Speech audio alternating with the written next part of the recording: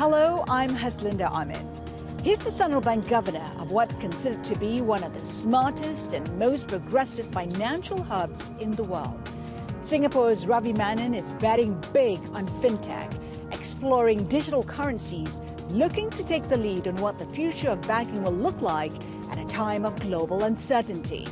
This is a conversation with the Managing Director of the Monetary Authority of Singapore. Ravi Menon, thank you so much for your time today. Thank you, Haslinda. When it comes to Singapore's innovation efforts, one of the key areas is fintech, and the Monetary Authority of Singapore plays a huge role in that. In fact, some of the initiatives include regulatory sandboxes in which fintech companies, selected fintech companies, can test out their ideas alongside regulators. Since the initiatives were launched in 2015, what's been achieved? What do you view as the key successes so far? Oh, well, we've come quite a long way since 2015. It's quite heartwarming how things have taken shape. The most important is that we now have a vibrant fintech ecosystem. If you look at financial institutions, now fintech is not only about non-financial players applying technology to financial services. I think a big part of fintech is the application of technology within financial institutions to create better products. And if you look at our financial institutions today, we've got more than 40 innovation labs. 2015, I think there were hardly any. Many of the global banks, insurance companies, and asset managers have set up regional or even global innovation centers here.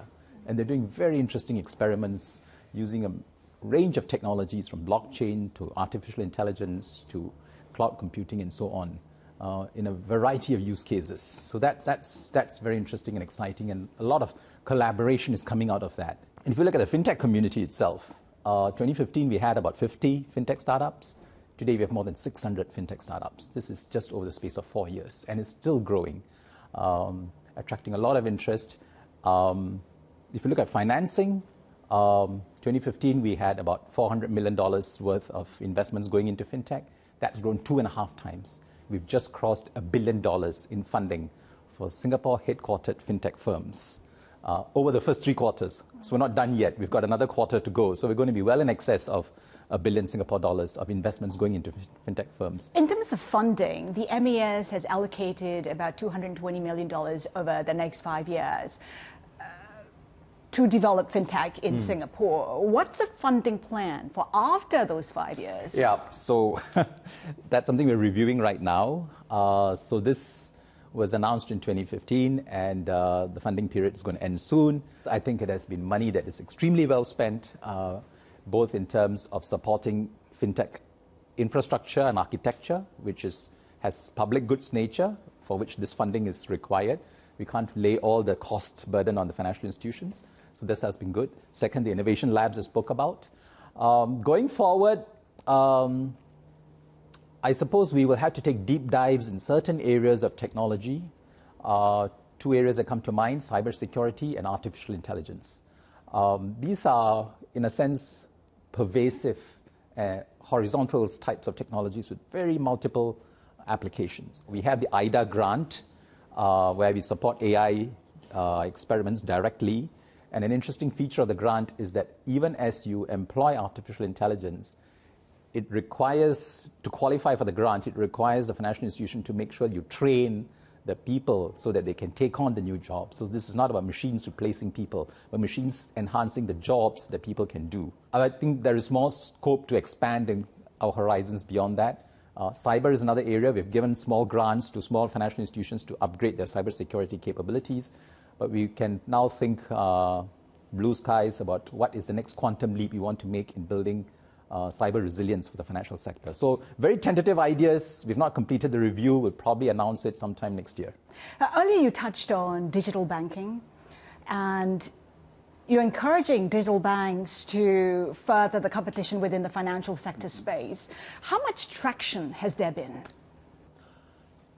Well, if you're referring to the digital bank licenses, we've just put out the requirements, and we are now getting lots of interest. So I think next year you will see who will be successful. We've got 5 licenses, 2 full bank and 3 wholesale bank licenses out there.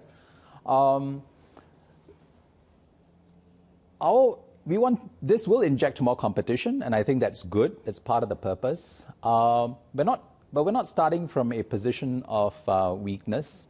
The banks here, both the local and the foreign banks, have very strong digital offerings.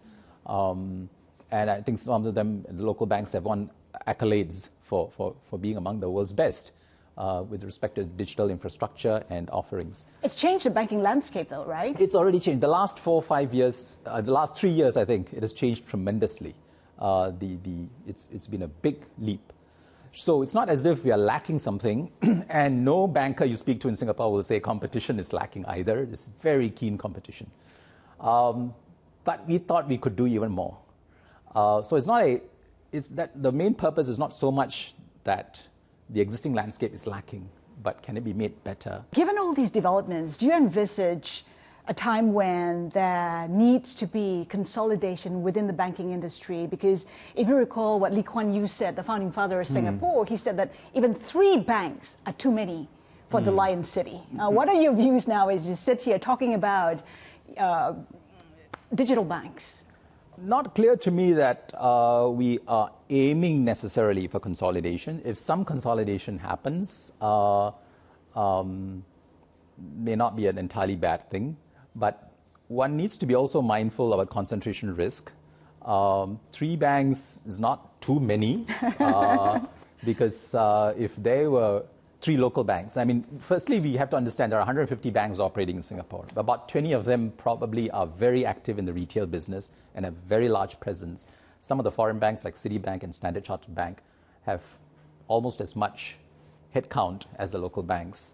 And in many areas of business, they're also dominant. In the wholesale side, Deutsche and so on, UBS and Credit Suisse are the dominant players in private banking. So if you look at business lines, of various business lines, foreign bank presence and strength is very strong. So we have quite a diverse landscape. It's not clear to me that we need to see a lot more consolidation. What we are more likely to see and what we like to see are interesting joint ventures and combinations between traditional financial services and non-financial players. That really harnesses and synergizes rather than consolidation on its own, which is mostly about cutting cost, which I'm not sure is the paramount need for now. Ravi, I want to touch on digital currencies. Not too long ago, central bankers would stay clear of digital currencies, but the landscape has changed. I mean, we have the likes of Sweden, the Bahamas, China, talking about potentially having their own digital currency in circulation. What's your view on whether central banks should be involved in digital currencies? We should be involved, meaning we need to keep abreast of the technology. We need to get our hands dirty in actually working with cryptocurrencies, and we've gained valuable experience from Project Ubin, Jasper, because we issue the Singapore dollar as a digital currency in the blockchain. So I think it's important for us to be immersed in it and not stay away from it. Then the question becomes a bit more, the answers become more nuanced.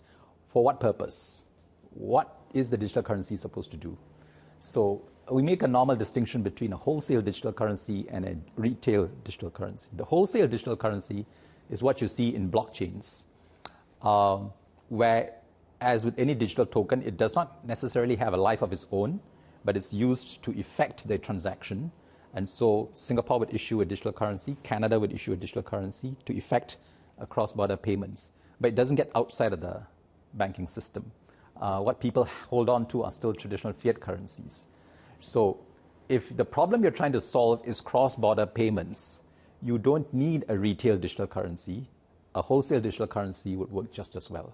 So our leaning is that for now, we don't see a compelling need for retail digital currencies, which means central banks issue digital currencies directly to the public. That's not how money is issued in real life for all these years. It has always been through the banking system. And there was good reason for doing that, because the banks then create, out of the monetary base, create money through their lending activities, through the credit creation process. If central banks were to be directly issuing digital currencies to the general public, what do the central banks do with this money? Central banks are not geared up to be the people who extend credit. That's the job of banks. So we need to think that through, how that will work in practice. And then you have to also ask, why is there a demand for central banks to issue digital currencies, quite apart from the cross-border settings for retail? And I think if there is, and this is probably less of a monetary policy question than a political one, if people feel they need to have a digital equivalent of cash with all the properties of cash, the two most important being anonymity and finality. What do I mean? Anonymity means today if I make an interbank transfer to your account, it's confidential. But if the authorities suspect some wrongdoing, they can actually lift and look into the transaction. And that is how we detect money laundering, tax evasion, and so on. Because there's a digital trail, there's a transaction record. So when we go into digital payments, you lose that absolute anonymity of cash. Because if I gave you a suitcase of cash, there's just no way that can be traced. That takes us to Libra. We've had Visa, MasterCard pulling out. We've had the G7 sounding a note of caution. Where do you stand on that? Because Facebook says that regulators are delaying regulation, and that is tantamount to putting a lid on innovation.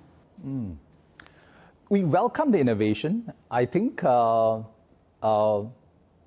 Facebook's proposal has generated tremendous amount of new thinking, which I think is essential for the future. And all that you said earlier on about the interest that central banks are showing in digital currencies have been given a big boost by what Facebook has done. On the face of it, pardon the pun, Facebook's proposition is that it wants to make cross-border payments cheaper, faster, and better. And it wants to enhance financial inclusion because it's far easier to have a Facebook account than to have a bank account. And Facebook can play that role. Now, again, on the face of it, I think those are lofty ambitions. And I think they deserve an answer that the central banking community and the banking community needs to work on. It's partly because we've not done too good a job at this that you have proposals like this emerging. Not that the proposal is bad, but what I'm saying is that it is pointing to a real gap. And I have empathy for that. Mark Carney came up with a pretty controversial proposal. He talked about a virtual reserve currency, presumably on the basis of the dominance of the US dollar. What's your take on this idea? Yeah. So that's yet another nuance to the whole issue of central bank issued digital currencies. Is it purely for payments? Is it for anonymity? Here, I think the argument is about the dominance of the US dollar and whether that is a healthy thing for global financial stability. Because even when two countries trade or when two people make transactions, there is a dollar leg. It gets converted. Our exchange rates, bilateral exchange rates, are all referenced to the US dollar and then back to the cross rates. So is that a good or a bad thing? Well, that system has served us pretty well so far. Going forward, I think it's not unreasonable, as Mark seems to be alluding, not unreasonable to ask if that is the best way forward, whether we should find a more stable system of global reserve currencies. Again, it's all about, it's got nothing to do with the United States per se, it's all about the way regulators and central banks think, concentration risk. Do we have a concentration risk in the US dollar? And what if something went wrong? So do we want something that is a bit more diversified?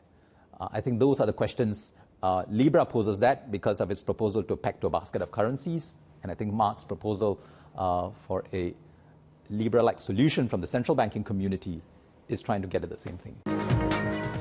You alluded to all the challenges facing central bankers today. In your view, what is the biggest challenge, given all the uncertainties? Technology is one, also geopolitics, and coming from the markets where central bankers seem to be the go-to to solve the problems of the world. Yes. So I think that is one of the big burdens that has been placed on central bankers across the world, that because of what they did fabulously during the global financial crisis and subsequently in holding up the global economy and the global financial system, there's now tremendous unrealistic expectations placed on central banks that every rough patch that we run into, monetary policy is going to get us out of it. I think that is wrong. And I think it's also wrong for central banks to feed that expectation. Monetary policy provides the basis for sustained non-inflationary economic growth. It provides stability, predictability over the medium term, that the value of money will be stable. And that is the basis for then carrying out economic activities. But it can't be that every slowdown, every risk or threat on the horizon has to be addressed by a loosening of monetary policy. I think fiscal policy has a strong role to play, and that has not been sufficiently addressed, partly because too much of the weight has been placed on monetary policy. So I think we need a better balance between the two. Otherwise, it is exceedingly unfair on the central banking community. Speaking of the global economy, let's talk about possibly a looming global recession. Singapore escaped a technical recession, and the MAS eased monetary policy, but not to the extent that some people expected. I mean, what's driving some of the optimism that you see perhaps in 2020? Well, I think you always want to keep some powder dry and not deplete all your policy buffers. Singapore is fortunate. We've got both monetary and fiscal policy buffers. Quite good. Our public finances are strong, and we can, if we want, if it's felt necessary, apply more fiscal stimulus. Likewise, we've been on an appreciating path of the exchange rate for some time now, so that's sufficient buffer there. We have reduced the slope, so the rate of appreciation is slower. Let's see how the data comes out over the next 2 quarters. A key assessment to be made is whether this is bottoming out and whether we're going to see a modest recovery next year. If that's the case, then I think we're in pretty good shape. But if things were to take a turn for the worse, then I think you need some buffer, you need some ammunition. And so we're keeping some powder dry, and we've said as much that if necessary, we are prepared to use it. There's still space. Speaking of space, I mean, what policy tools have not been used? Because when you take a look at central banks and what they're saying right now, they're willing to cut rates, they're willing to go to zero, willing to go to negative, they're talking about QE. For Singapore, how might QE look like if you need a QE of some form? Singapore wouldn't need QE because our monetary policy is based on the exchange rate, managing the exchange rate. So we're not subject to the zero lower bound of interest rates. And even there, they're thinking of negative interest rates and QE as supplements. With an exchange rate-centered monetary policy, those considerations don't apply. We can, if necessary, bring the exchange rate path to zero, as we've done before. We've never before had a policy of deliberately depreciating the currency. But we can recenter the exchange rate downwards, which we have done before too. If we think the current rate of the exchange rate is too tight, we can always recenter the band downwards. And with that flexibility, there is actually no constraint. So we have fair amount of policy space on the monetary front without having to think about QE. Ravi, back in May, the US Treasury put Singapore for the first time in the watch list for monetary practices, currency practices, and by rule, in its upcoming report, it will include Singapore. What's your take on whether there's been a misunderstanding of how Singapore carries out its currency practices? Yes, we've been in very close touch with the US Treasury on this. Very good conversations, very good exchange of views. We're keeping very close touch. They understand how a monetary policy works. And I think in the report, I think there is an acknowledgement that in a small open economy, the exchange rate matters more than the interest rate, and therefore we've chosen to target the exchange rate. And that means sometimes you have to intervene in both directions to keep the exchange rate on the prescribed path. So I think they understand that, but they have a framework which they need to apply globally. They want to make sure that currency intervention is not carried out with the purpose of gaining unfair export competitiveness advantage for current account purposes. We've explained to them extensively that that's never the way we operate. Our exchange rate is solely guided by inflation and growth considerations, the typical monetary policy considerations, not the current account or the trade account. We've also announced that we will be transparent in our exchange rate interventions. We will, beginning next year, next July, announce how much we have intervened. But we can't do it in real time for obvious reasons, obvious tactical reasons. But we don't have a problem disclosing how much we intervened in the preceding 6 months, so that people know how much we've intervened. Is that concern, given the uncertainty or the unpredictability of the Trump administration, is that concern that could be used in the event of a trade war, for instance? Well, we actually run a trade deficit with the United States, so there ought not to be a complaint on that front. So I don't see this becoming an issue. And like I said, although we've been named in the report, we've had very good conversations with the U.S. Treasury, ongoing dialogues, exchange of views, very constructive and fruitful. We know where they're coming from. We understand what their concerns are. They understand where we are operating from. So I think I'm pretty hopeful that being named in the report is one thing, but whether it will lead to adverse consequences is quite another, which I don't think is likely. Just one final question, if you could oblige me. What keeps you up at night? When you ask this question to bankers, you get a very similar answer. I think it's about technology risk. Because all the stuff we've talked about, economic slowdown, trade wars, they're not entirely new. You can figure out what the likely consequences are, what the likely countermeasures might be, and so on. Traditional financial stability issues, I think we've got a reasonably good handle on it since the last crisis. I think the Financial Stability Board has done a very good job. I think we have not paid enough attention to technology-related risks, and the pervasive use of technology has been hugely beneficial, but I'm not sure all the players involved, this means both financial institutions, consumers, central banks, regulators, and governments, whether all of us have a really good handle on the various kinds of cyber risks or more broadly technology-related risks that can potentially have systemic consequences and can bring down institutions potentially, or bring down or create gridlock in the financial system. Ravi Menon, thank you so much for your insights today. Been a pleasure, sir. Thank you. Thank you, Haslinda. Thank you.